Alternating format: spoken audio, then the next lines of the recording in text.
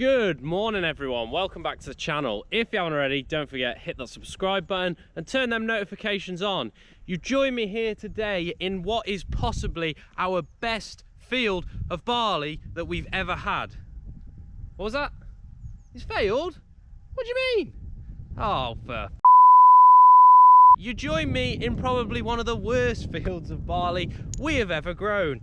As you may be able to see from behind me, it's very bare, and that's left us a question as to what to actually do with this field. Now, in this series of videos, I'm going to be showing you guys what we're going to be doing with this field. To start with, this video is nothing other than just having a look at why this field has failed. So I'm going to spin the camera around just to show you guys the extent of the damage across this field, and then I'll just run over a few points as to why it is in this state. So as you will all be able to see from this, there's a bit of crop here, and you know, there's a bit of crop there, but the vast majority of this field has actually failed. Now, there is really only one factor as to why this field has failed last winter, and if we just have a very quick look at the ground, it doesn't take many guesses to figure out why it failed. As you'll see from the ground, look at how extremely panned down this is. You've not got where the crop is, let's say here, you've almost got these lumps of soil. You can still see these small clods. Here, nothing. It is packed solid, and there's only one thing that has caused that, and that's the rain. This field lay extremely wet during the winter, especially just after we'd actually drilled it. As a result of that, we believe that the seed rotted. Now, the seed may have germinated and died because it was too wet. I personally don't think it even got to that stage. I think it went in, we had it in good conditions when it went in, but shortly after that we had about 3 or 4 days of continuous rain on this. We never got on to drill the far side, and yeah, it just lay extremely wet. So what are we going to be doing with this field? Well, to start with, on here we're going to be spreading a load of slurry. Our slurry tower is brimming full from last winter.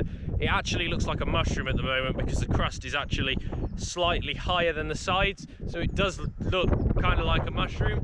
So over the next few days I'm going to be getting this field absolutely covered in slurry, and yeah, I'm going to be covering it on just the area that we've drilled with barley. Now, over the far side we've got some rutted rough ground. I spread slurry on that throughout the winter, so that doesn't need it, but this ground here could do with the slurry, so we've decided we aren't going to get it on the grass ground now. It's far too late, and we don't really see the point in keeping it till second cut, because if we get another dry summer we won't be able to put it on anyway, because it could end up scorching the plant. So we might as well use it now and use it to our advantage. So with this field we're going to be putting slurry on to start with.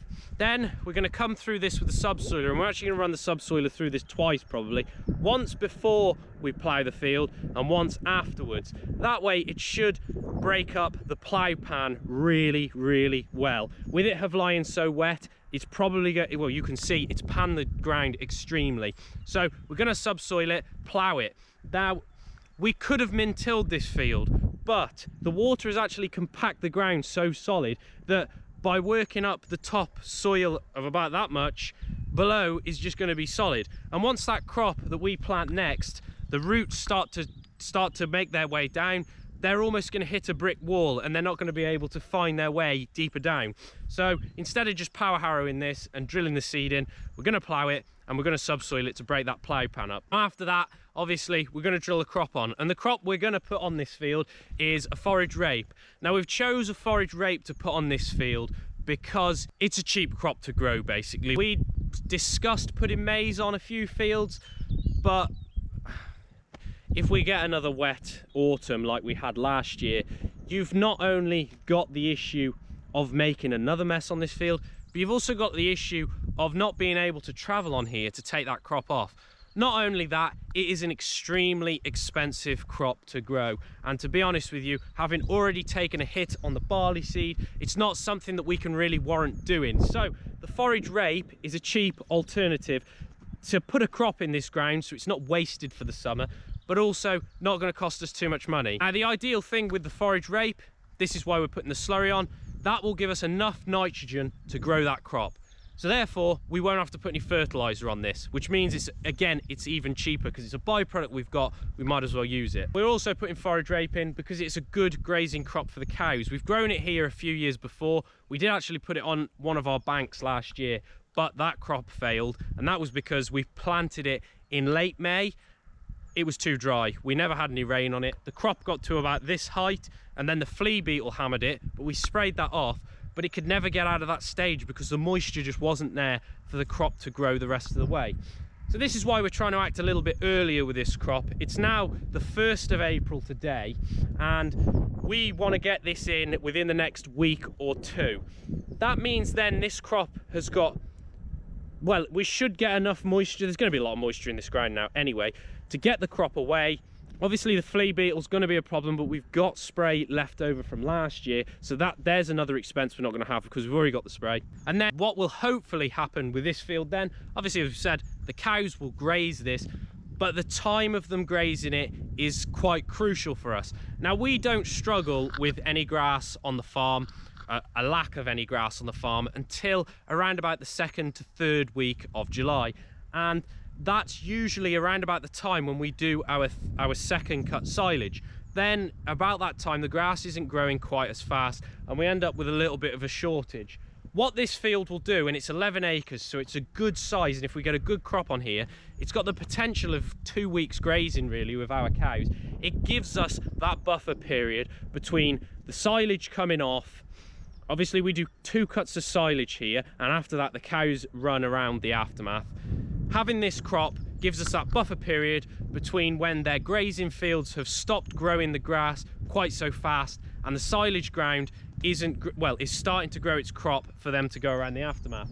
This just gives us somewhere to put the cows for a couple of weeks, so they've got crop to eat. It sometimes is a bit of a headache for us when we get to that stage of the year because you've just brought your second cut silage in. We put it in one clamp all together in the shed there, so we can't open up the first cut silage, and we don't want to start taking second cut out as soon as it's gone in there. So sometimes the cows end up dropping off milk. With this crop, hopefully that won't happen. So that is pretty much everything I want to cover. I am actually just down here with the slurry tanker. I'm just taking a few loads out the tower so that I can stir it. Now I might get this out tonight. I have actually got a couple of videos to come that are already recorded, but I might put this one out tonight because it's a quick video just talking about what we're going to do with this field, and well, it's just another video up and a bit more of an update for all of you guys watching at home. I think that's it for today's video.